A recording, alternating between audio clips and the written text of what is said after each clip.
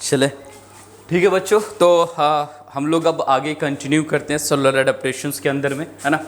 Cellular adaptations में हमने firstly atrophy की बात की थी। नाउ हम लोग अब स्टार्ट करेंगे हाइपरप्लेजिया की बात करेंगे ना। तो एक वर्ड हाइपरप्लेजिया इटसेल्फ बहुत चीज़ों को बताता है, चीज़ों को हम लोग देखें हाइपरप्लेजिया, है ना। हाइपरप्लेजिया के अंदर हम लोग क्या चीज़ को देखेंगे, एट्रॉफी के अंदर सेल जो था वो बेसिकली डिजेनरेट हो रहा था, सेल क्या हो रहा था, टूट रहा था, कम श्रिंक हो रहा था। बट हाइपरप्लेजिया, हाइपर वर्ड है समथिंग, यहाँ पे इंक्रीज की बात होगी। तो अपन अगर बात करें यहाँ पर कोई एक सेल है ना, अब ये सेल अभी यहाँ पर, अब ये किसी भी रीजन से देयर इज सम फैक्टर, हम लोग बात भी करेंगे क्या फैक्टर हो सकता है।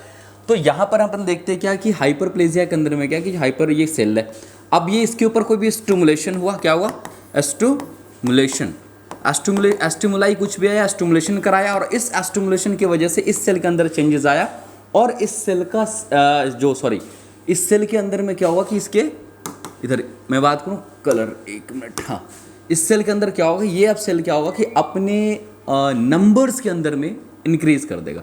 ये एक सेल है, 2 3 4 5, तो इस स्टिमुलेशंस के वजह से क्या हो रहा है कि नंबर ऑफ सेल इंक्रीज हो रहा है, क्या हो रहा है, नंबर ऑफ सेल बेसिकली क्या हो रहा है, इंक्रीजेस हो जा रहा है। तो हम लोग फर्स्टली ये चीज़ को देखते हैं, जैसे हाइपरप्लेजिया की बात करते हैं तो हाइपरप्लेजिया के अंदर में हम लोग ये देखते हैं जो इंक्रीज होता है नंबर ऑफ सेल का होता है ना। और फाइनली अगर हम लोग बात करें किसी नंबर ऑफ सेल का अगर इंक्रीज होगा तो XYZ कोई भी उसका अगर ऑर्गन है तो ऑब्वियस सी बात है, या टिश्यू है तो रिस्पॉन्स ऑर्गन एंड टिश्यू पे देखेंगे, तो ऑब्वियस सी बात है उस टिश्यू का साइज क्या, टिश्यू का क्या होगा, साइज इंक्रीज होगा।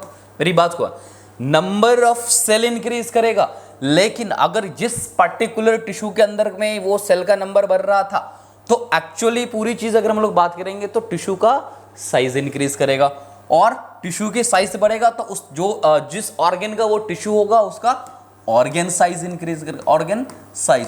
तो एक चीज बड़ा कॉमन आप चीज को याद रखने की जो बात है, कभी कभी MCQ क्वेश्चन जब आपके एंट्रेंस बेस्ड एग्जाम में आ सकते हो तो समझ लिए हाइपरप्लेजिया पढ़ के जाते हैं सबके, hyperplasia increase the number of cell. तो अब ये भी हो सकता है क्या नंबर ऑफ सेल बढ़ रहा है, साइज ऑफ सेल तो नहीं बढ़ रहा, ठीक है चलेगा। लेकिन अगर क्वेश्चन ये आया कि इन हाइपरप्लेजिया साइज ऑफ ऑर्गन में इंक्रीज और नॉट, है ना, इंक्रीज करेगा या नहीं करेगा, तो ऑर्गन का साइज बढ़ेगा, टिश्यू का साइज बढ़ेगा। क्यों? क्योंकि हमने ऑब्वियस सी बात है यहां पर सेल जब बढ़ना स्टार्ट होगा, सेल बढ़ना स्टार्ट होगा तो होल ऑफ द साइज पे इफेक्ट तो डालेगा ना। इंडिविजुअल सेल की साइज की नहीं हो, सेल में नंबर बढ़ेगा but whole of the tissue, whole of the organs, इन चीजों पे अगर हम लोग बात करें तो डेफिनेटली है कि उनकी साइज क्या होगा, इंक्रीजमेंट होगा, ठीक है। उसके बाद हम लोग बात करते हैं इस हाइपरप्लेजिया के अंदर में, तो टाइप्स की हम लोग बात करते हैं, टाइप ऑफ हाइपरप्लेजिया, है ना।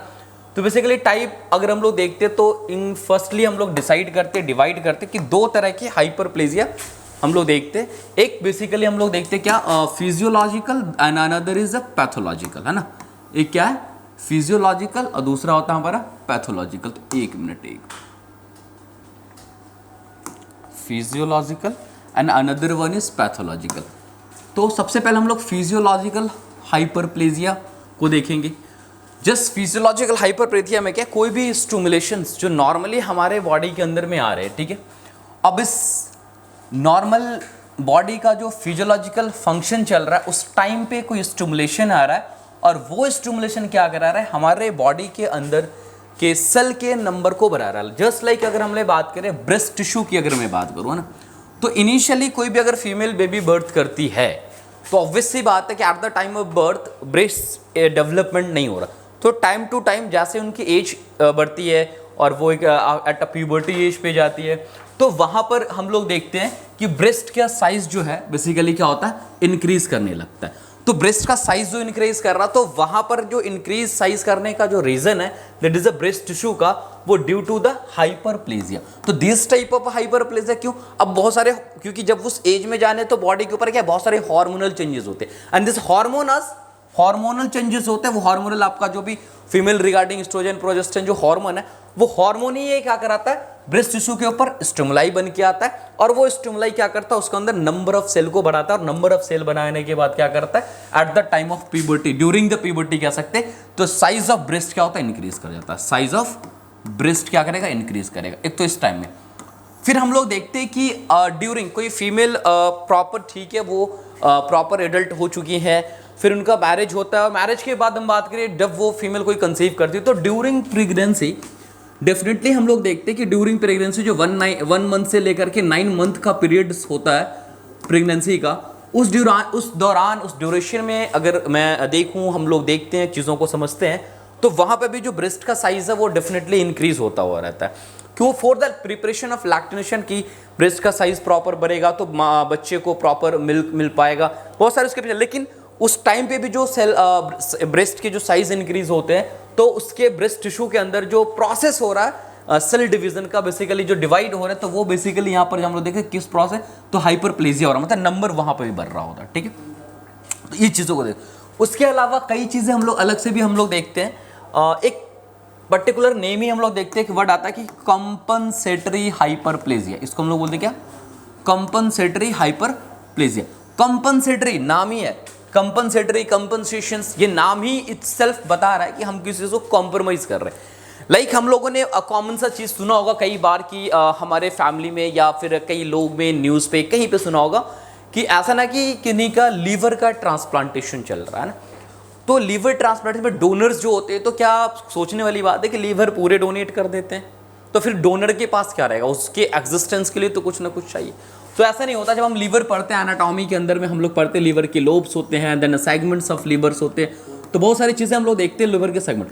सपोज XYZ कुछ भी हम बात करें कि मान लो एक पर्टिकुलर एरिया जो पर्सन है उसका अफेक्टेड है और जो डोनर है उसका मैं ये लीवर मान लूँ, ये डोनर का लीवर है, तो हम एक प्रॉपर एक सेगमेंट को क्या करते, कट करते, मान लो ना, एक सेगमेंट को क्या करते, पार्ट ऑफ द एरिया, एक स्पेसिफिक किसी एरिया को जहाँ से जैसा नीड है एज पर नीड वहाँ से हम लेते हैं और फिर इस चीज़ को हम डोनर के अंदर में क्या करते हैं, इम्प्लांट कर देते हैं ना, और फिर वहाँ। तो अब यहाँ पर क्या हुआ, जो सॉरी डोनर कर देगा रिसिपेंट के अंदर, ये रिसिपेंट है और ये डोनर का लीवर है। किसका है? डोनर का लीवर है।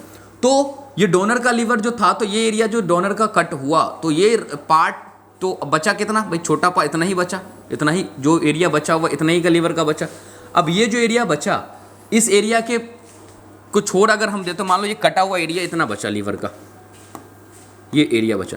आफ्टर सम टाइम, कुछ टाइम के बाद, कुछ मंथ्स के बाद हम लोग ये देखते कि फिर से liver growth and back on the normal sizes. Basically कुछ टाइम के बाद क्या होता है, ये अपने नॉर्मल साइज पे आ जाता है। ठीक है, तो यहाँ पे जो चीज़ों जो ये अपने नॉर्मल साइज पे कंपनसेट कर रहा है, जो मैनेज कर रहा है, जिसने उसने दिखाया क्या कहते हैं कि जो सेल ऑलरेडी बॉडी से रिमूव्ड होकर के, डोनर से रिमूव्ड होकर के रिसिपेंट के पास चला गया था, अब उसका सेल प्रॉपर मल्टीप्लाई कर रहा है और at the after a few times, कुछ टाइम के बाद, हम बात करें कुछ मंथ्स के बाद, फिर नॉर्मल साइज पे आ जा रहा है। तो ये नॉर्मल साइज पे आ रहा है, तो यहाँ पर क्या हो रहा है, बेसिकली हम दिस इज अ हाइपरप्लेजिया, है ना। तो पार्शियल हिपेटोटॉमी की हम लोग बात करें, एक पार्शियल हिपेटोटॉमी, वही मैं जो अभी बता रहा कि भाई लीवर है, ये क्या है, लीवर है ना, ये क्या है, लीवर है। अब लीवर के कुछ हिस्सों को हम कट किया, तो इसमें से पार्शियल, नॉट अ कंप्लीट, है ना। तो यहाँ पर हम देखते हैं, यहाँ पे भी क्या, दिस इज अ फिजियोलॉजिकल, हमें कुछ करने की जरूरत नहीं है, बॉडी खुद से रीजनरेट करके। फिर वैसे भी हम पढ़ते हैं टाइम, जब फिजियोलॉजी पढ़ रहे होते हैं तो वहाँ पढ़ते हैं कि एनाटॉमी, सॉरी, जो लीवर का जो रीजनरेटिंग कैपेसिटी है ना सेल का, वो काफ़ी ज़्यादा होता है। तो बेसिकली इसका एक बेनिफिट हम लोग ट्रांसप्लांटेशन में उठा लेते हैं। अब दूसरी चीज़ हम लोग यहाँ पर एक चीज़ देखें कि यहाँ पे देखें कि पैथोलॉजिकल हाइपरप्लेजिया, दूसरा मैंने टाइप बात है कि पैथोलॉजिकल हाइपरप्लेजिया। अब पैथोलॉजिकल हाइपरप्लेजिया में क्या होगा, उन चीज़ों को हम लोग देखेंगे। इस पैथोलॉजिकल हाइपरप्लेजिया में कोई भी बॉडी का कौन, जैसे एक एग्जांपल लेते हैं कि इंडोमेट्रियल वॉल है ना, जो इंडोमेट्रियल वॉल है उसके अंदर में उसकी थिकनेस बढ़ जाती है। सपोज मैं बात करूँ, ये फीमेल का जेनाइटल ट्रैक है, सपोज ये बात करूँ, फीमेल का क्या जेनाइटल ट्रैक है, सबसे इनर मोस्ट यूट्रस है और इनर मोस्ट जो लेयर है उसको हम लोग क्या बोलते हैं भाई, इंडोमेट्रियम बोलते हैं। रेड वाला क्या, मान लो इंडोमेट्रियम है ना, ये इंडोमेट्रियम का लेयर है। अब हमको सबको पता है, फिजियोलॉजी हमने पढ़ा, तो ड्यूरिंग मेंस्ट्रुएशन शेडिंग आउट होता है, ये इंडोमेट्रियल वॉल जो ये शेड आउट हो जाता है फीमेल्स के अंदर से। ठीक है, ये शेड आउट होकर के बाहर आ जाता है, फिर से इसकी थिकनेस करता है, फिर एक प्रॉपर मेंस्ट्रुएशन साइकिल, फिर से इसका थिकनेस बन रही हो रहा है। तो अब कुछ ऐसा हमारे बॉडी में इस पूरे प्रोसेस के लिए, इस पूरे मेंटेनेंस के लिए, मान लो कि दूसरी बात करें, ये अगर शेड आउट हो गया तो नेक्स्ट फिर से हम लोग देखें, ये मान लो इस तरह का है ना, ये बिफोर द मेंस्ट्रुएशन और आफ्टर मेंस्ट्रुएशन है ना, ये क्या है बिफोर, ये आफ्टर। तो नॉर्मल फिजियोलॉजी हमारे बॉडी में चल रहा होता है। अब ये जो फिजियोलॉजी चल रही होती है, पूरा जो बैलेंस है ना वो हमारे बॉडी का कौन करता है, हार्मोन करता है। जिससे हम लोग बात करते हैं प्रोजेस्टेरॉन और एस्ट्रोजन। कौन करता है, प्रोजेस्टेरॉन एस्ट्रोजन, दो हार्मोन है ये आपके। बाकी और भी कब इन्वॉल्वमेंट है ना, ओवेरियन हार्मोन, कुछ पिट्यूटरी हार्मोन भी कुछ रिस्पॉन्सिबल इसकी ग्रोथ के लिए होता है। तो अब हम ये देखते हैं कि इसका जो मामला होता है ये कंट्रोल कर। अब किसी भी कारण से इस दोनों को हार्मोन का बैलेंस अगर बिगड़ जा रहा होता है, सपोज अगर मैं बात करूं जो एस्ट्रोजन है, एस्ट्रोजन का कंसंट्रेशन किसी भी कारण से, क्योंकि जो एंड्रोमेट्रियल वॉल है, चलो ये आफ्टर क्या कहते हैं कि मेंस्ट्रुएशन का स्ट्रक्चर, फिर से मैं एक स्ट्रक्चर बता रहा हूं। अब यहां पर उसके बाद क्या क्या चेंजेस आता है मैं ये बता रहा हूं आपको। तो क्या होता है, फिर से सेल क्या करेगा इसके अंदर में ग्रोथ का, ये किसके कौन करा रहा होता है, तो एस्ट्रोजन होता है। यहाँ पर एस्ट्रोजन का इफेक्ट आता है, कुछ पिट्यूटरी के हार्मोन से डायरेक्टली वो यहाँ पर जैसे कह सकते हो एज अ ग्रोथ हार्मोन, वो बेसिकली यहाँ पर स्टिमुलेट करता है। अब किसी कारण से अब ये अप टू हम कह सकते हैं कि 15 डेज 10 to 14 डेज अराउंड हम लोग देखते हैं कि इसका प्रॉपर थिकनेस हो रहा है। अब इस थिकनेस को मेंटेन करने के लिए कौन रखता है भाई, तो इस थिकनेस को मेंटेन करने के लिए प्रोजेस्टेरॉन रहता है जी, प्रॉपर थिकनेस है, प्रोजेस्टेरॉन इसके थिकनेस को मेंटेन रखता है। अब ये किसी भी कारण से ये अपना बैलेंस कर रहा था। एस्ट्रोजन का फ्लुएंस, जो एस्ट्रोजन है वो काफी ज्यादा ओवरी से रिलीज होने लगे ना, या फिर अगर हम बात करें जो पिट्यूटरी हार्मोन से, एंटी पिट्यूटरी से हार्मोन है वो काफी है, तो इसके थिकनेस को क्या करेगा, अब ये नॉर्मल थिकनेस नहीं रहेगा, इसके अंदर ये थिकनेस को बढ़ा देगा। तो ये बैलेंस जैसे ही बिगड़ा तो सारी कहानी यहीं से शुरू होती है। तो ये इसकी थिकनेस और भी, अब ये मान लो कि कुछ एक्स्ट्रा स्टिमुलेशन होने की वजह से, ज्यादा हार्मोनल सिक्रेशन होने, हाइपर सिक्रेशन हो गया किसी भी कारण से, तो वैसे सर्कमस्टांसेस में थिकनेस क्या होगा, बढ़ता चला गया। अब यहां पर क्या होगा, थिकनेस बढ़ेगा, क्यों, क्योंकि नंबर ऑफ सेल बढ़ता चला गया। तो दिस इज अ हाइपरप्लेजिया, कि किसकी वजह से वो हाइपर होता है, एंडोमेट्रियल हाइपरप्लेजिया है ना। वैसे ही सेम हम लोग बीपीएच में हम लोग देखेंगे बेनाइन प्रोस्टेटिक हाइपरप्लेजिया। मेल जो है उसके अंदर में एक प्रोस्टेट ग्लैंड होता है ना, तो प्रोस्टेट के पास क्या होता है, बेनाइन प्रोस्टेट हाइपरप्लेजिया बड़ा कॉमन देखने को मिलता है ना। बहुत सारे जो मेल हार्मोन है एंड्रोजन है, उसके हाइपर सिक्रेशन कह सकते हैं कि उसके वजह से, उसके इन्फ्लुएंस की वजह से वो स्टिमुलेशन होता है। तो प्रोस्टेट के सेल को क्या करता है, जो मान लो ये प्रोस्टेट ग्लैंड है ना, हाफ ऑफ मैं कर रहा हूँ, और बीच से यूट्रस बीच से यूरेटर जो इस तरह से यूरेथ्रा क्रॉस कर रहा है, इधर यूरिनरी ब्लैडर है, मान लो यूरिनरी ब्लैडर, ये प्रोस्टेट है, ये क्या है, प्रोस्टेट ग्लैंड। अब ये जा रहा है, अब किसी भी कारण से क्या हो जाता है, इसके अंदर में हाइपरप्लेजिया होगा, तो इसका कंप्लीट ग्रोथ होना स्टार्ट करेगा, काफ़ी ज़्यादा सेल ग्रोथ हो रहा, सेल बढ़ रहा है, नंबर बढ़ रहा है, तो इसके कंप्रेस भी करता है, तो यूरिनेशन में प्रॉब्लम, मिक्चुरेशंस में प्रॉब्लम देखने को मिलता है। तो this is a pathological hyperplasia, ठीक है। फिर बहुत सारे हम लोग देखते हैं कि वायरल इन्फेक्शन की वजह से वॉट्स हम लोग देखते हैं, एचपी क्या कहते हैं कि वॉट्स, यानी कि जिसको हम फेस पे, किसी के बॉडी के किसी पार्ट पे, है ना, ह्यूमन पैपिलोमा वायरस जो है उसके इफेक्ट होने की वजह से भी हम लोग देखते हैं कि वो क्या वॉट्स क्रिएट कराता है, और वो this is a viral infection. तो उसमें हम क्या देखते, सेल ग्रोथ करता है ना, जिसको आयला भी बोलते हैं हम लोग, वॉट्स है ना, आयला जिसको हम लोग बोलते हैं, तो वो जो ग्रोथ हो रहा होता है वो may be the infection of the HPV human papilloma virus है ना, तो उसकी वजह से भी क्या होता है देखने को मिलता है यहाँ पर क्या कि ग्रोथ में। तो this is a pathological growth. But एक चीज मैं फिर से बार बार पूरे अडेप्टेशन में बात करूंगा, चाहे वो पैथोलॉजिकल हो या वो फिजियोलॉजिकल हो, सेलुलर एडेप्टेशन में हर वो चीज अपने नॉर्मल फंक्शन को रिस्टोर कर सकती है, लेकिन एक लिमिट ऑफ टाइम तक स्ट्रेस होगा तब। जैसे मैं बता रहा हूं, ये अगर वॉट्स हो रहा है या वायरल इन्फेक्शन, हम एक लिमिट टाइम ये वायरस इन्फेक्शन हटा दे तो जितने भी सेल में हाइपरप्लेजिया हुआ they are back to on normal position है ना, अपने थिकनेस को कम कर सकते हैं। तो ये हाइपरप्लेजिया के अंदर हम लोग ने देखा, ठीक है। अब एक चीज याद करने की यहाँ पे चीजें, इस पे पॉइंट आउट याद करने की बात यहाँ पर ये है कि थोड़ी सी यहाँ पर एक MCQ क्वेश्चन बनेंगे आपके जो भी कॉम्पिटिटिव एग्जाम होंगे ना, वहां पे आपके लिए बहुत इंपॉर्टेंट पॉइंट होने वाला है कि जस्ट मैंने अभी इससे पहले हाइपरप्लेजिया में आपको जो मैं बता रहा था, आगे मैं हाइपरट्रॉफी बताऊंगा, तो मैं बताया कि जो ब्रेस्ट टिश्यू है ना, जो ब्रेस्ट टिश्यू है उसके अंदर में अभी मैं बताया कि हाइपरप्लेजिया बताया, हाइपरप्लेजिया।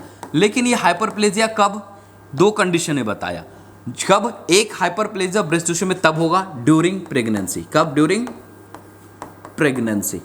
दूसरा कब मैं बताया, इससे पहले वाले साइड पे मैं बताया, ये पढ़ा रहा था जो, दूसरा कब में बताया? एट प्यूबर्टी, जब यानी कोई फीमेल अपने प्यूबर्टी एज में आती है तो उस टाइम पे जो ब्रेस्ट का इनलार्जमेंट हो रहा है प्यूबर्टी, तो उस टाइम में हाइपरप्लेजिया होता है। ये दो टाइम पे क्या होता है? हाइपरप्लेजिया होता है। लेकिन वही क्वेश्चन यहां पे थोड़ा सा समझने की जरूरत है। वही क्वेश्चन अगर आपसे पूछा जाए तो ये जो ब्रेस्ट है, during breast tissue during pregnancy which one of the following cellular adaptation is occur? Option में आएगा hypertrophy, hyperplasia, metaplasia in all, जो भी है। ट्रॉफी तो नहीं, बस दे देगा ऑप्शन में, क्या गलत सही तो देना ही ऑप्शन को। तो आप लगाओगे क्या? Hyperplasia. At puberty breast tissue are going to enlarge due to which fact of the cellular adaptation? कौन सा फैक्ट है जिससे होगा? तो वहां पे भी क्या हो गया? हाइपरप्लेजिया। ठीक है, क्या? हाइपरप्लेजिया। लेकिन इसके साथ साथ इस टाइम पे हाइपरप्लेजिया भी हो रहा होता है और इस टाइम पे हाइपरट्रॉफी भी हो रहा है, जो मैं आगे बताऊंगा। इसमें साइड में लिखा during pregnancy and at puberty. During pregnancy and at puberty हम ये देखते हैं कि ये हाइपरप्लेजिया भी हो रहा होता है और हाइपरट्रॉफी भी हो रहा होता है। तो दोनों की वजह से ब्रेस्ट का साइज इंक्रीजमेंट होता है। Both occur on in breast tissue, दोनों चीजें ब्रेस्ट टिश्यू के अंदर में होता है। लेकिन जब प्रॉपर सपोज मान लो कि अगर प्रेग्नेंट वुमन है, प्रॉपर पार्चुरेशन यानी डिलीवरी हो गई है, तो उसके बाद जो लैक्टिनेशन का ड्यूरेशन होता है, लैक्टिनेशन ड्यूरेशन जब बच्चे वो टाइम जब जन्म के बाद से जब तक अप टू मिनिमम 6 महीने तक जो माँ दूध पिलाती है बच्चों के लिए, बच्चों को, तो उस टाइम में भी ब्रेस्ट के अंदर में भी सेलुलर चेंजेस होता रहता है। तो उस टाइम में जो सेलुलर चेंजेस होता है वो only one is a hyperplasia, only one of hyperplasia. सिर्फ और सिर्फ किसका होता है? तो हाइपरप्लेजिया हो रहा होता है, लैक्टिनेशंस ब्रेस्ट टिश्यू। तो ऑप्शन आएगा कि lactations breast tissue is enlarge breast tissue enlarged during the lactation by the which of the following cellular adaptation? कौन सा फैक्टर या कह लो सेलुलर एडाप्टेशन है? तो उस टाइम पे जो अगर ब्रेस्ट टिश्यू के अंदर इंलार्जमेंट या कोई भी चीज आ रहा है वो only one single effect is hyperplasia. तो याद रखें ब्रेस्ट टिश्यू इंलार्जमेंट कब कब हो सकता है? तो एक possibility during puberty, during at the time of puberty, during the pregnancy and during lactination. Lactation के टाइम सिर्फ और सिर्फ hyperplasia and rest of hyperplasia and hypertrophy in both, है ना। तो ये चीज आपको याद रखना है ना, कई एग्जामिनेशन में, कॉम्पिटिटिव में एग्जामिनेशन में पूछे भी गए हैं। ठीक है, अब यहां पर इंडोमेट्रियल एक थोड़ा सा पैथोलॉजिकल टर्म यहां पर हम लोग देखेंगे, और पैथोलॉजी तो पढ़ ही रहे हैं हम लोग, है ना, तो ये चीज़ तो देना ही पड़ेगा। तो यहां पर हम एक चीज़ देखते हैं कि एक वर्ड, दो चीज़ हम देखते हैं कि इंडोमेट्रियल एडिनोकार्सिनोमा, यानी जो इंडोमेट्रियल है उसमें कैंसरस चीज़ों को देखने की मैं बात करूँ, कैंसर सपोज डेट अगर हो रखा है, तो यहाँ पर हमने जनरली हम लोग पढ़ते हैं जो कैंसर होता है, तो कैंसर अगर होता है तो एक तरह समझ में आता है, अच्छा कैंसर सुनकर ट्यूमर, अच्छा ट्यूमर समझा तो लगता है क्या कि अच्छा कोई सेल क्या हो रहा है, ग्रोथ होता जा रहा है, क्या हो रहा है, कोई सेल ग्रोथ हो रहा है। तो जैसे ही हमारे माइंड में ये आता है कि सेल कोई क्या हो रहा है, ग्रोथ हो रहा है, तो माइंड सेट है प्रॉपर तरीके से वो कैंसर। तो यहाँ पर जो एडिनोकार्सिनोमा है ना, एडिनोकार्सिनोमा, ये बेसिकली जो एपिथेलियल टिश्यू है उसके अंदर में कैंसरस इफेक्ट देखने को मिल रहा है। तो यहाँ पर हम लोग देखते हैं कि जो इंडोमेट्रियम है, ये इंडोमेट्रियम, यहाँ पर दो पॉसिबिलिटी है जहाँ पर हम लोग को देखने को मिलता है कि इंडोमेट्रियल एडिनोकार्सिनोमा होगा। एक तो हम लोग देखते हैं यहाँ पर कि एक कारण होता है ड्यू टू द हाइपरप्लेजिया और एक कारण होता है इज ड्यू टू एट्रोफी। बड़ा अजीब सा लगेगा कि सर एट्रोफी, जनरली ट्यूमर में तो कैंसर में तो हमें ये पढ़ना होता है या ये समझते हैं हम कि क्या हो रहा है, ये क्या कहते हैं कि सेल ग्रोथ हो रहा होता है। एट्रोफी में आपने पढ़ा है कि सेल का साइज श्रिंक हो रहा होता, तो फिर कैंसर में सेल तो बढ़ता है। मैं सारी मैकेनिज्म पे भी आऊँगा यहाँ पे। तो ये जो हाइपरप्लेजिया मैंने बताया कि इंडोमेट्रियल एडिनोकार्सिनोमा जो होगा वो दो चीज़ें हो सकती, या अगर वहाँ पर हाइपरप्लेजिया हुआ हो इंडोमेट्रियल वॉल के अंदर में तो हो सकता है बहुत ज़्यादा सेल अनकंट्रोल ग्रोथ होने लगा, एडिनोकार्सिनोमेटस में बदल जाएगा, या इंडोमेट्रियम के अंदर में एट्रोफी चल रहा होगा तो हो सकता है। ठीक है, तो पहला चीज़ हम लोग देखेंगे क्या, हाइपरप्लेजिया की वजह से एडिनोकार्सिनोमा इंडोमेट्रियल वॉल में कैसे होता है, क्या क्यों होता है बेसिकली, है ना। तो यहाँ पर क्यों मैकेनिज्म से पहले एक चीज को समझे, तो यहाँ पर मैंने इसको डिवाइड कर दिया अलग। अगर एडिनोकार्सिनोमा यानी कि endometrial adenocarcinoma due to the hyperplasia होगा, तो this type of endometrial adenocarcinoma is non age type 1 endometrial carcinoma. अब आपसे क्वेश्चन कभी आ सकते हैं, द टाइप 1 क्या कहते हैं endometrial carcinoma is causes due to the following option, due to the following factors, है ना। क्या फैक्टर है जिसकी वजह से हो रहा है, तो आपको क्या याद करनी है भाई, फैक्टर क्या होगा, ऑप्शन में दे रखा होगा हाइपरप्लेजिया, हाइपरट्रॉफी, ट्रॉफी, जो भी दे रखा होगा। तो टाइप 1 अगर हो रहा तो ड्यू टू हाइपरप्लेजिया। फिर हम दूसरा देखेंगे टाइप 2 इंडोमेट्रियल कार्सिनोमा। तो टाइप 2 किसकी वजह से, तो एट्रॉफी की वजह से। ये आपको एमसीक्यू बेस पे आपको याद रखना है। अब यहां पर ये देखते हैं अगर टाइप 1 कार्सिनोमा है तो इसकी जो प्रोग्नोसिस है वो गुड है। प्रोग्नोसिस मतलब अगर इस प्रोग्नोसिस आप समझ रहे हो कि हमें इसकी डिजीज की आउटकम क्या आने वाले हैं उसकी हम लिए बात कर रहे हैं, यानी कि कितना बेसिकली क्योर होने की चांसेस है ये चीज़ें ठीक होने का। तो इसकी जो ठीक होने के बाद भी कॉम्प्लिकेशन मतलब ऑलमोस्ट प्रोग्नोसिस के ओवरऑल में बात कर रहा हूँ। तो अगर किसी को टाइप 1 है तो हम कह सकते हैं भाई थोड़ा सा आप इलाज कराओ, ठीक हो जाएगा, तो बहुत अच्छी प्रोग्नोसिस है इसकी, ठीक ठाक रहोगे, ठीक है। लेकिन वहीं पे अगर मैं बात करें कि अगर टाइप 2 इंडोमेट्रियल कार्सिनोमा है ना, टाइप 2 इंडोमेट्रियल कार्सिनोमा, तो there is a bad prognosis, this is a bad prognosis. यहाँ इसकी जो प्रोग्नोसिस है बहुत गंदा, मतलब कि वो रिकवर हो भी रहे तो अच्छे ढंग से नहीं होंगे या चांसेस ऑफ रिकवरी कम, बहुत सारी चीज़ हम डिटेल बात करेंगे आगे, है ना। तो बैड प्रोग्नोसिस ये अब क्योंकि ये क्वेश्चन बन सकता है, which one of the following, दो ऑप्शन दे देगा, type 1 endometrial carcinoma, type 2 endometrial carcinoma, which one of the follow which type 1 and type 2 दे देगा, both in between the type 1 and type 2 endometrial carcinoma which one is the have a good prognosis. तो देखोगे type 1 have a good prognosis, type 2 is a bad. अब बात यहाँ पर sir atrophy के अंदर में अगर हम लोग बात करते हैं तो एट्रॉफी में तो सेल का साइज श्रिंक हो रहा था और वहां पर कार्सिनोमा होने के चांसेस कैसे, तो मैं बता रहा हूं आपको कैसे करना। तो एट्रॉफी के अंदर में क्या होता है, चलो यहां पे मत कर लेते हैं, ठीक है। दो एक क्वेश्चन है, पहले क्वेश्चन कर लेते हैं हम लोग, फिर बात करते हैं। ये क्वेश्चन है यहां पर कि इंडोमेट्रियल एडिनोकार्सिनोमा, जो मैं बताया एकदम आपको लगा सकते हो, आप कमेंट सेक्शन में आंसर भी कर सकते हो जो लोग लाइव है यहां पर, है ना। Endometrial adenocarcinoma is caused bye, endometrial adenocarcinoma क्यों होता है ना। तो आपके पास ऑप्शन है हाइपरप्लेजिया, एट्रॉफी, सी में है बोथ और डी में है नन। आप आंसर करो, कमेंट सेक्शन ऑन है, आप वहां पे भी आंसर कर सकते हो, है ना। हाइपरप्लेजिया, एट्रॉफी, बोथ और नन, है ना। तो ऑब्वियसली बात अभी ने बोला इंडोमेट्रियल एडिनोकार्सिनोमा के क्या, एक तो हाइपरप्लेजिया है जो टाइप 1 होकर आता है, और टाइप 2 कौन कराता है, एट्रॉफी कराता है। तो अपने को यहाँ टाइप 1 एंड टाइप 2 पूछा नहीं गया है ना, सीधा पूछा गया क्या, इंडोमेट्रियल एडिनोकार्सिनोमा। तो करेक्ट आंसर इज बी, है ना। Correct answer is wrong answer, is wrong answer, it's also wrong answer. Correct answer is sorry C, not a B, C जो हमारा क्या राइट आंसर है। अब मैं ये बता रहा था कि एट्रॉफी में एक्चुअली होता क्या है कि एडिनोकार्सिनोमा करा देता है ना। देखो बेसिकली क्या हो रहा है कि जब कभी भी अगर एट्रॉफी हो रहा होता है तो हमें इतना पता है, चलो एक मिनट,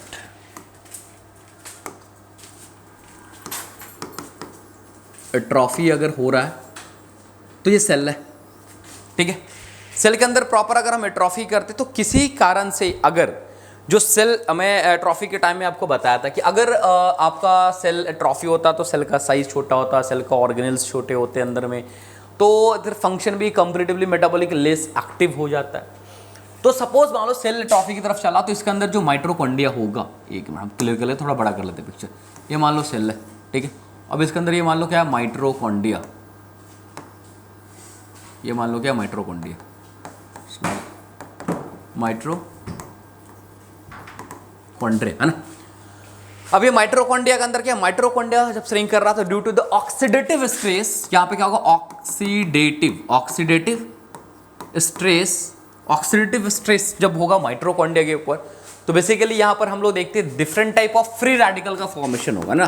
फ्री रेडिकल मैं आगे बात करूंगा, टाइप ऑफ फ्री रेडिकल्स पे मैं आऊंगा। बेसिकली आप समझो फ्री रेडिकल जो तरह का टॉक्सिक इफेक्ट है ना, वो मे भी हो सकता है, ठीक है। ये क्या हो सकता है, जो फ्री रेडिकल है वो आपकी बॉडी के बहुत सारे ऑक्सीजन फ्री रेडिकल से बनते हैं, अलग अलग फ्री रेडिकल में बात हम लोग इतना भी समझो कि फ्री रेडिकल क्या है, एक तरह का बेसिकली वो है कि आपके बॉडी का सेल जो होगा उसके लिए एक तरह का टॉक्सिक इफेक्ट लेके आएगा। क्या आएगा? टॉक्सिक इफेक्ट लेकर के आएगा।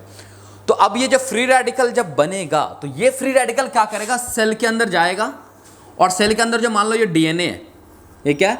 सेल के अंदर डीएनए, उस डीएनए मॉलिक्यूल्स के ऊपर क्या करेगा? डैमेज करने की कोशिश करेगा। क्या करेगा? डीएनए का जो न्यूक्लियस होगा, उस जो न्यूक्लियस है सेल का, सेल के अंदर जो न्यूक्लियस है, न्यूक्लियस डैमेज करेगा। डीएनए ऑफ न्यूक्लियस में जाएगा और न्यूक्लियस में क्या करेगा? डीएनए डैमेज करेगा।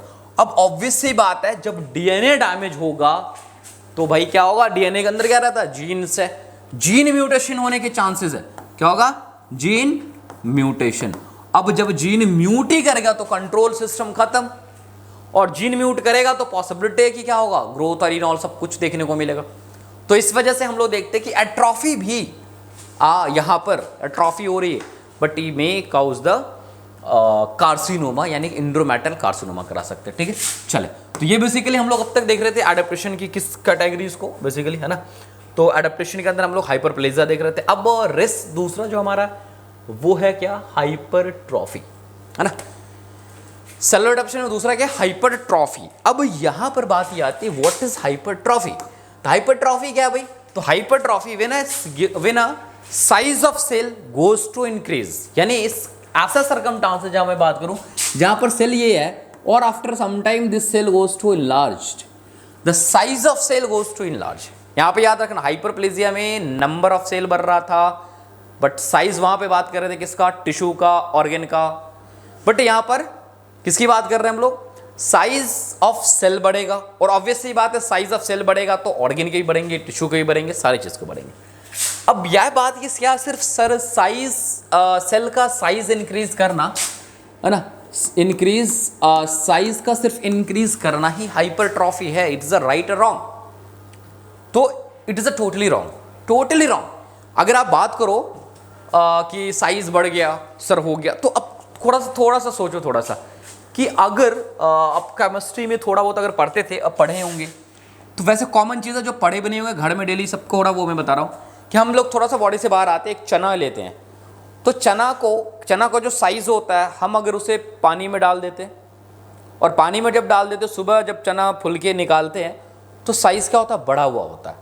तो वहाँ पे भी साइज़ बढ़ गया, चने के अंदर सेल होगा, उसके साइज़ भी बढ़ गए होंगे, तो वो क्या हाइपरट्रॉफी होगा। वैसे हमारे बॉडी के अंदर कि मान लो कोई बॉडी सेल ही हमने किसी एक सॉल्यूशन में डाल दिया, और वो सॉल्यूशन बेसिकली क्या था? वो जो सॉल्यूशन है बेसिकली जो कंसंट्रेशन है वो तो लो कंसंट्रेशन है सॉल्यूशन का, जिसकी वजह से सेल के अंदर क्या? वाटर ट्रैप करने लगेगा, और सेल अपने साइज को क्या करेगा? बड़ा करने लगा। सेल अपने साइज को बाहर कर देने में बड़ा करने लगा, किसी भी कारण से ये सेल क्या हो रहा? बड़ा होने लगा। तो due to the trapping of water, अगर कोई सेल वाटर ट्रैप कर रहा है तो फिर भी वो स्वेलिंग आएगा सेल के अंदर में। तो सिंपल सा फंडा में ये बताना चाहिए कि स्वेलिंग, अगर मैं बात करूं हाइपरट्रॉफी और स्वेलिंग में, फिर कुछ फर्क भी तो होना चाहिए ना। स्वेलिंग, है ना, तो स्वेलिंग में भी क्या हो रहा है? सेल का साइज इंक्रीज कर रहा है। मेरी बात हो, स्वेलिंग में भी सेल का साइज इंक्रीज कर रहा है, हाइपरट्रॉफी में भी सेल का साइज इंक्रीज कर रहा है। तो क्वेश्चन फिर से आता है, भाई सर स्वेलिंग और हाइपरट्रॉफी में क्या डिफरेंस है? बेटा स्वेलिंग में सेल का साइज इंक्रीज कर रहा है due to the this cells contain the more water, अंदर वो ट्रैप कर रहा है वाटर को, साइज बढ़ता चला जा रहा है। बट हाइपरट्रॉफी में जो साइज इनका due to the synthesis of a intracellular protein, याद करो, है ना। यहां जो साइज बढ़ रहा है ना, वो अंदर के सेल, मान लो इसके अंदर माइटोकॉन्ड्रिया होगा, मान लो इसके अंदर गोल्जी बॉडीज होंगे, है ना, मान लो इसके अंदर क्या होगा? एंडोप्लाज्मिक रेटिकुलम होगा। The whole of the cell organelle and also membranal cell organelle, they all are contain the protein. और उसकी जो प्रोटीन की सिंथेसिस बढ़ गई किसी कारण से, किसी फैक्टर में, फैक्टर की बात करूंगा, तो तब जाकर के साइज अगर बढ़ रहा है, this type of increasement of size is known as hypertrophy. The hypertrophy increasement of the size is due to the increases the intracellular protein. अंदर के जो सेल के अंदर जो प्रोटीन है वो किसी ऑर्गेनल की हो, किसी का हो, उससे अपने को कोई बस नहीं। But in swelling in a simple increase of the size of swelling. तो ये कॉमन सा डिफरेंसेस है। कहीं भी आपको अगर लिखा जाए, लिख दिया जाए कि increases the size of a cell is it is a right और रॉन्ग, ट्रू और फॉल्स, करेक्ट या इनकरेक्ट, आपके क्या कहते हैं कि फिजियोलॉजिकल, इधर मैं बात करूं,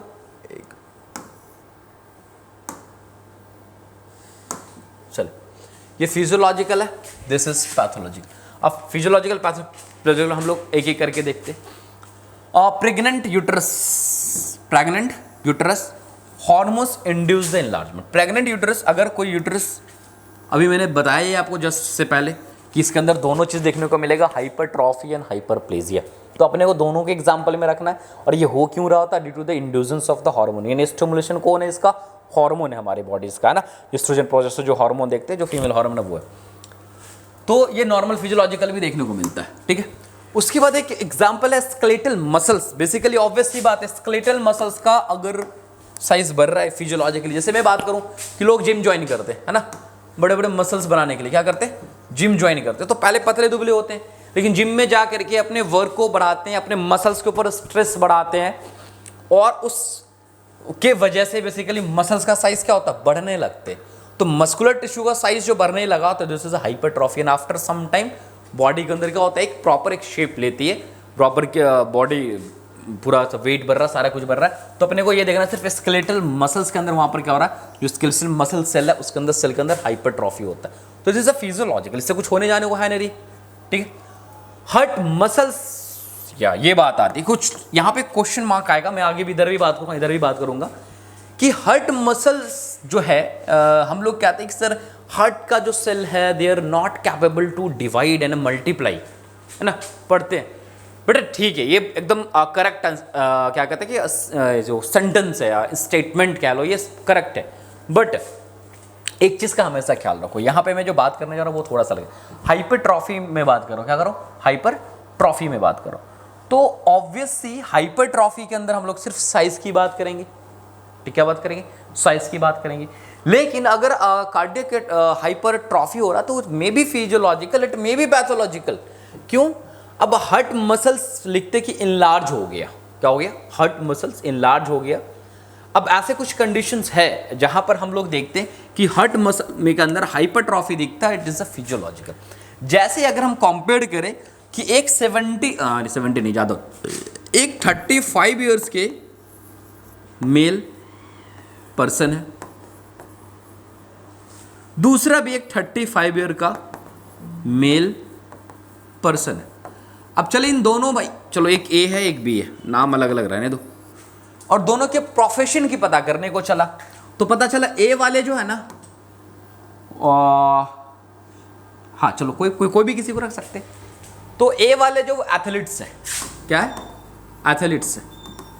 और जो बी वाले एक नॉर्मल घरेलू लोग हैं, कुछ नहीं है ना, नॉर्मल पर्सन है।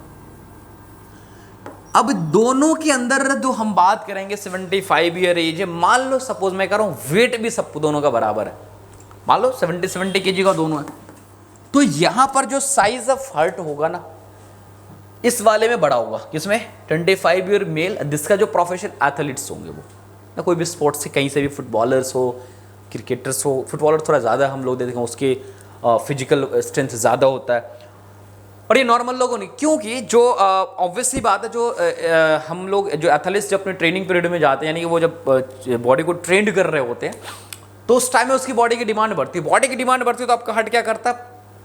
पंप करता है ब्लड को। तो पंप करने के लिए वो बॉडी को का जो डिमांड है उसको कंपनसेट करने के लिए करेगा, टाइम टू टाइम उसकी वजह से क्या लोड बढ़ा, वर्कलोड बढ़ता है, तो वर्कलोड ऑल्सो, क्योंकि स्केलेटल मसल में क्या हो रहा है, बाहर उठा रहा है पूरा का पूरा, है ना, तो वर्कलोड बढ़ाते, तो वर्कलोड जैसे बढ़ेगा तो सेल में क्या होगा? साइज इंक्रीजमेंट हो। बट एथलीट्स के अंदर के जो हार्ट के साइज होते हैं, आप देखो नॉर्मली आप एथलीट्स के एक्सरे करा के लगे कार्डियोमेगाली है किन्हीं का, बट देयर, तो हमें इस चीज़ का याद रखना। तो एथलीट्स के अंदर इंक्रीज जो साइज ऑफ हार्ट है वो डेफिनेटली बड़ा होता है due to the hypertrophy, that's a physiological hypertrophy, है ना।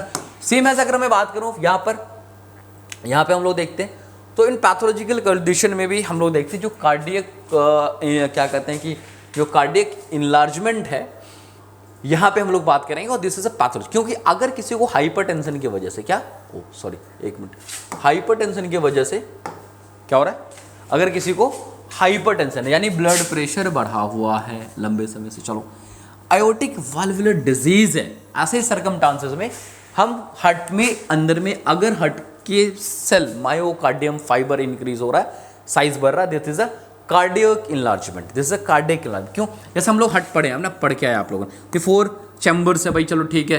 4 चैम्बर्स के बाद अगर मैं बात करूँ तो ये चलो इसका क्या भाई वाल्वुलर सिस्टम्स है ना। तो मैं एक वाल्व की मैं बात करूँ यहाँ पर, चलो एओर्टिक वाल्वुलर डिजीज हो गया मान लो। एओर्टिक वाल्व जो है, अब यहाँ से अपने को पता है कि यहाँ से क्या निकलता है, एओर्टा निकलता है। एओर्टा में भी क्या लगा हुआ है, वाल्व लगे हुए हैं, है ना, एओर्टिक वाल्व जिसको हम लोग बोलते हैं। चलो यहाँ पे मैं लगा ही देता हूँ एओर्टिक वाल्व।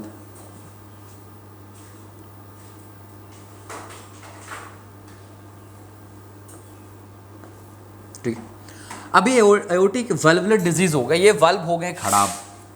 तो जो भी ब्लड पंप होकर के इधर जा रहा था और जो रिटर्न आना चाह रहा था, तो ये वाल्व क्या कर रहे थे यहाँ पर, ये वाल्व जो है ग्रीन कलर में कर देता हूँ, ये इसको रोक ले रहा था।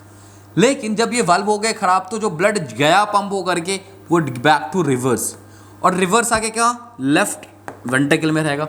Left ventricle already basically store करने लगेगा, तो इसका बैक प्रेशर कहाँ जाएगा, राइट क्या करते हैं कि लेफ्ट एट्रियम पे जाएगा, और जिसकी वजह से बॉडी के अंदर तो कम पंप हो रहा है ब्लड, तो बॉडी की डिमांड बढ़ेगी, हर्ट फिर से और ज़्यादा पंप करेगा। बॉडी की डिमांड बढ़ रही है, हर्ट और पंप करना स्टार्ट करेगा। हर्ट अपने फोर्स ऑफ कॉन्ट्रैक्शन को बढ़ाएगा, जिसके कारण वर्कलोड बढ़ेगा। वर्कलोड बढ़ेगा तो सेल का जो साइज है, मायोकार्डियल सेल्स है, उसके साइज में इंक्रीजमेंट हो, क्योंकि वर्क बढ़ाने के लिए आपको भी किसी चीज़ की फिजिकल चीज़ों में अगर फिजिकल कोई टेस्ट हो, तो आप क्या करते हैं, बॉडी को फिजिकली स्ट्रांग करने की कोशिश करते हैं। तो बॉडी हर्ट भी अपना स्ट्रांग कर रहा है कि भाई जो बॉडी के अंदर कम जा रहा है वाल्वुलर डिजीज होने की वजह से, तो उसको हम पूरा कर पाए। तो दिस टाइप ऑफ पैथोलॉजिकल, तो अगर हम अगर ये क्या कर रहे हैं कि एओर्टिक वाल्वुलर डिजीज है, ये अगर करेक्ट करते तो फिर एक लिमिट ऑफ टाइम तक, तो that mean the hypertrophy in cardiac muscle is goes to normalize. ये क्या हो जाएगा, अपने आप कुछ समय के बाद ये नॉर्मल हो जाएगा। ठीक है,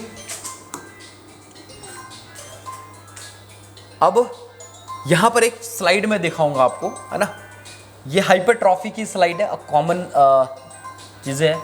यहां पर अभी मेरे पास जो हिस्टोलॉजी की स्लाइड है और ये जो हिस्टोलॉजिकल स्लाइड है, वो अलग अलग चीज़ें देखने को मिलेगा। यहाँ पर ये प्रॉपर हमने माइक्रोस्कोपिक इमेजेस है, this is also microscopic image, this is a gross image, है ना, क्या ये ग्रॉस इमेज है। अब यहाँ पे हम लोग देखेंगे ये ग्रॉस इमेज में क्या दिख रहा है कि ये यूट्रस है। पहले ये जान लो है क्या, है ना, यूट्रस है। अब ये यूट्रस में हाइपर ट्रॉफी हो चुका है, और ये दिस इज नॉर्मल यूट्रस। अब हाइपरट्रॉफी हो सकता है प्रेग्नेंट यूट्रस हो, उसमें साइज बढ़ जाते हैं, है ना, तो ये यूट्रस जो है वो क्या हाइपरट्रॉफी है। और इधर जो ये this is a normal uterus, है ना, नॉन प्रेग्नेंट यूट्रस कह सकते हैं। अब यहाँ में फर्क क्या, उस चीज़ को मैं आपको बताता जा रहा हूँ। ठीक है, ये जो हाइपरप्लेजिक यूट्रस है, इसके अंदर में अगर मैं बात करूँ, इसका जो स्लाइड लिया गया, मान लो यहाँ से टिश्यू लिया गया, इससे जो स्लाइड बनाया गया उसका इमेज ये है, और ये जो नॉर्मल यूट्रस है इससे जो बनाया गया लेकर के उसका साइज उसका बेसिकली ये है ना। दो अलग अलग क्या है इमेजेस है, दोनों अलग अलग इमेजेस के अंदर में हम लोग देखते हैं। ठीक है, अब यहाँ देखने की जो बात है कि अगर हम लोग देखें तो ये ऐसा लग रहा है कि काफ़ी इसके अंदर में जो ब्लूइश स्टेन है, न्यूक्लियस है, वो काफ़ी ज़्यादा बेसिकली दिख रहा है, और उसके सराउंडिंग में साइटोप्लाज्म है वो दिख रहा है। ये जो सेंटर है बेसिकली समझ लो ये, और इसके अंदर भी एक सेल, ये इसके अंदर उसके सराउंडिंग में जो है ये सब उसके साइटोप्लाज्म। ऑब्वियसली बात यहाँ अगर हम वही चीज़ देखने की कोशिश करें तो ये अगर सपोज एक सेल है तो ये एक न्यूक्लियस है यहाँ पर, और इसके सराउंडिंग दूर दूर तक साइटोप्लाज्म है। ये न्यूक्लियस है, इसके दूर दूर तक साइटो, ये अगर न्यूक्लियस है तो इसके दूर दूर तक क्या साइटोप्लाज्म। तो एक्चुअली क्या हुआ कि न्यूक्लियस के यहाँ अगर मान लो अगर एक ही सेल है या न्यूक्लियस है तो इसका बस यहीं तक साइटोप्लाज्म, थोड़ा थोड़ा साइटोप्लाज्म। मतलब यहाँ पे सेल का साइज ऑब्वियसली बात है, अगर छोटा होगा, ये न्यूक्लियस होगा तो इतना ही दूर साइटोप्लाज्म होगा। सेल का साइज अगर बड़ा हो जाएगा, न्यूक्लियस यहाँ है, हाइपरट्रॉफी में सेल का साइज क्या हो रहा है, बड़ा हो रहा है, तो साइटोप्लाज्म ज्यादा दूर तक दिखे। तो ये स्लाइड डिफरेंट कर रहा है आपको, है ना, ये स्लाइड क्या कर रहा है आपको, डिफरेंट कर रहा है देखने को बेसिकली हम लोग देखते। तो यहाँ पर क्या देखो बेसिकली क्या होता है, जो स्पिंडल सेल यहाँ पे अगर देखो सेल का जो साइज है वो क्या है, इस स्पिंडल सेपेट है, और बेसिकली यही सेल का साइज यहाँ पे क्या लग रहा है, बड़ा। हम कैसे डिफ्रेंशिएट कर पा रहे हैं, यहाँ न्यूक्लियस के सराउंडिंग में बहुत दूर दूर तक साइटोप्लाज्म ही दिख रहा है, बट यहाँ पर न्यूक्लियस है, उसके जस्ट थोड़ा दूर तक सिर्फ साइटोप्लाज्म है, न्यूक्लियस है थोड़ा दूर साइटोप्लाज्म, फिर दूसरा सेल है। तो सेल सब क्या अपने एक नॉर्मल साइज में, सेल क्या है, it is in normal size. तो अभी छोटा है तो इन नॉर्मल साइज में। जैसे हाइपरट्रॉफी हुआ, सेल का साइज बढ़ा, तो ऑब्वियसली बात है सेल का साइटोप्लाज्म उसके अंदर बढ़ेगा। तो जैसे ही अब क्या होगा, तो ये न्यूक्लियस होगा तो उसके सराउंडिंग्स जो साइटोप्लाज्म ज्यादा। तो ये बेसिकली पिक्चर्स है जिससे हम लोग क्या करते हैं, क्लियर आउट हो पाते हैं। ठीक है, चलिए अब एक नोट्स करके यहाँ पर आपको सिर्फ याद करना है कि भाई ऐसा क्या फैक्टर है, क्योंकि एग्जामिनेशन में आपसे पूछे जा सकते हैं। The most common stimulation for the hypertrophy of the skeletal muscles and cardiac muscles. इस दोनों में अगर मैं बात करूं, चाहे वो स्केलेटल मसल्स हो चाहे वो कार्डिक मसल्स हो, इन दोनों में आपको ये चीजें याद रखनी है कि मोस्ट कॉमन, कई फैक्टर हो सकते हैं, ये आपको मैंने तो सिर्फ सिंगल एंड सिंगल ये है। तो मोस्ट कॉमन स्टिमुलाई या फैक्टर जो भी कह लो है ना, वो क्या है, तो वर्कलोड। अगर आप वर्कलोड सबसे ज्यादा कॉमन है, बाकी और भी कुछ फैक्टर हो सकते हैं, ग्रोथ हार्मोन्स हो सकते हैं ना, कोई और भी फैक्टर हो सकते हैं जो कोई स्टिमुलेटर आकर के जो सेल के अंदर क्या करा रहा, हाइपर ट्रॉफी करा रहा होता है, क्या कर रहा है, सेल के अंदर हाइपर ट्रॉफी करा रहा होता है। ठीक है, तो हम लोग यही तक अभी रहने देते हैं आज की क्लास। कल हम लोग कंटिन्यू करेंगे, लास्ट एक्सेलरेटेड डिप्रेशन का एक पोर्शन है मेटाप्लेजिया, जो हम लोग लेके आएंगे अगली क्लासेस में, है ना, मेटाप्लेजिया। तो हम लोग कंटिन्यू करेंगे मेटाप्लेजिया के साथ। Okay, thank you.